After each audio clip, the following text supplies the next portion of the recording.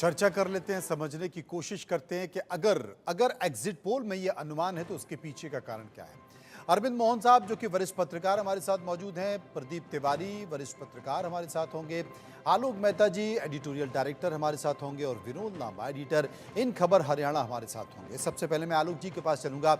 आलोक जी, सभी exit poll ये बता रहे हैं कि हरियाणा में तो इस बार कांग्रेस की सरकार है। इसके पीछे का कारण क्या है? कौन से वो मुद्दे, कौन से वो चेहरे, या कौन सा वो नैरेटिव जो बीजेपी के खिलाफ गया, कांग्रेस के पक्ष में गया? देखिए, बीजेपी से ज़्यादा पहले इस पर बात करें कि जातिवादी मुद्दा जो राहुल गांधी ने उठाया और जाट वोट के एक होता है ना, अस्मिता का सवाल है, हमारी हमारी इज्जत का सवाल है, वो बनाकर भूपेंद्र सिंह हुड्डा को सामने प्रोजेक्ट करके और उनकी इच्छा से 60-70 से अधिक सीटें उन्हीं को दी गई है। इसीलिए अभी आपने ध्यान दिया हो तो हुड्डा जी ने अपने संवाददाता से यही कहा कि विधायक डिसाइड करेंगे, माने हाईकमांड नहीं, वो शब्द शैलजा जी ने कहा दिन में कि हाईकमांड डिसाइड करेगा। तो ये एक अल्टीमेटली इस तरह के चुनाव में मुद्दा बनाने से, और भारतीय जनता पार्टी के साथ आरएसएस का एक रोल है, और इसलिए मैं एग्जिट पोल से अधिक इस बात को भी ध्यान दिलाएंगे कि जो आरएसएस के लोगों का कहना है, आज ही हम अभी न्यूज़ एक्स पर अपने बात कर रहे थे तो उसमें बताया गया कि 7,000 गाँव में आरएसएस के किसी बड़े व्यक्ति ने उनको बताया कि भाई किस तरह से जो है गांव में हम कितनी बार गए हैं, तो क्या वो वोट जो दिखाई नहीं दे रहा है, जो एग्जिट पोल में सामने नहीं आया है, वो यदि पड़ता है तो बीजेपी की क्या संख्या बढ़ सकती है। और ऐसी स्थिति में बीजेपी में आप ये कह रहे हैं कि डेवलपमेंट नहीं हुआ, डेवलपमेंट तो हुआ, और ख़ास करके भ्रष्टाचार मुक्त वाली जो बात, जो नारा दिया गया मनोहर लाल जी के समय में, उनकी यही है कि उन्होंने सिफारिशें नहीं मानी, पहले के जो तरीके थे फार्मूले उसको नहीं स्वीकारा, अपनी ही पार्टी के लोग उनसे नाराज़ भी कुछ हद तक हुए, और बाद में उनको सेंट्रल हाई कमांड को दिया गया। जैसे हम दिन में भी चर्चा कर रहे थे कि कैसे ये संभव है। सुषमा स्वराज जी को तो बनाया गया था दिल्ली में, उसका नुकसान भी हो सकता है। तो केवल ये नहीं कि सैनिक को बनने से नुकसान हुआ है, ये है कि पहले जो काम किया गया उसको उनके इलाके के प्रतिनिधियों ने कितना पहुँचाया जी।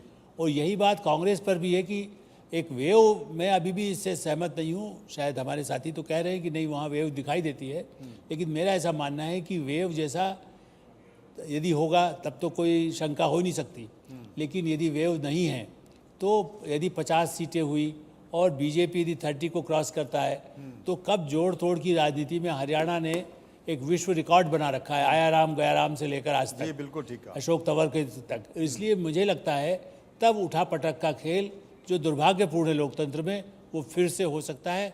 और यदि हुड्डा नहीं बने तो कौन बनेगा? क्या उसको हुड्डा के लोग स्वीकार करेंगे? जैसे भजन लाल के समय में बनते बनते सरकार रह जाए।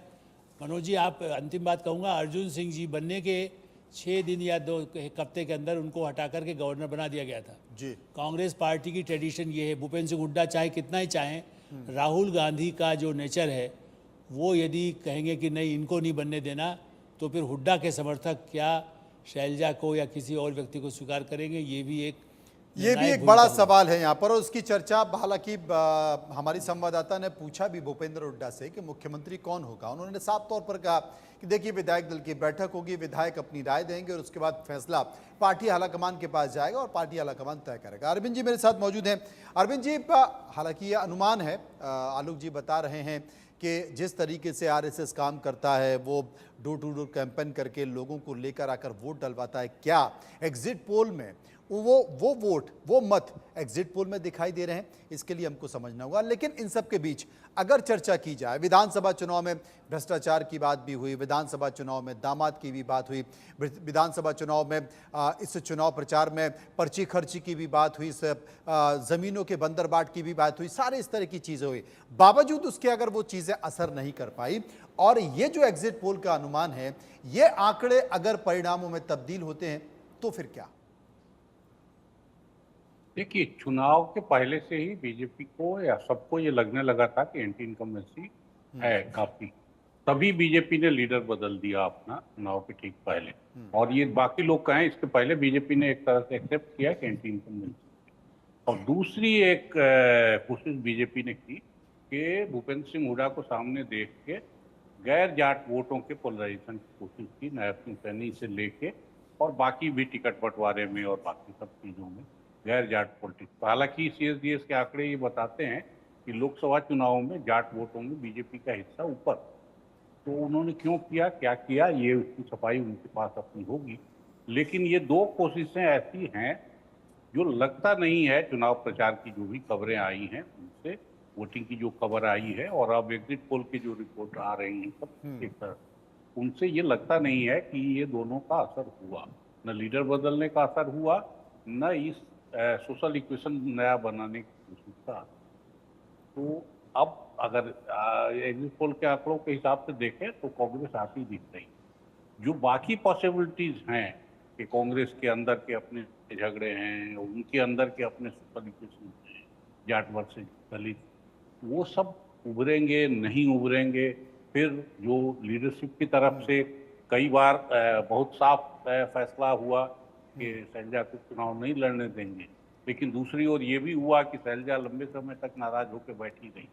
अशोक तंवर 1 घंटा पहले बीजेपी जय कर रहे हैं, उसके बाद उनको क्यों ले आया गया, ऐसा उन्होंने अब तक तो कुछ भी नहीं दिखाया।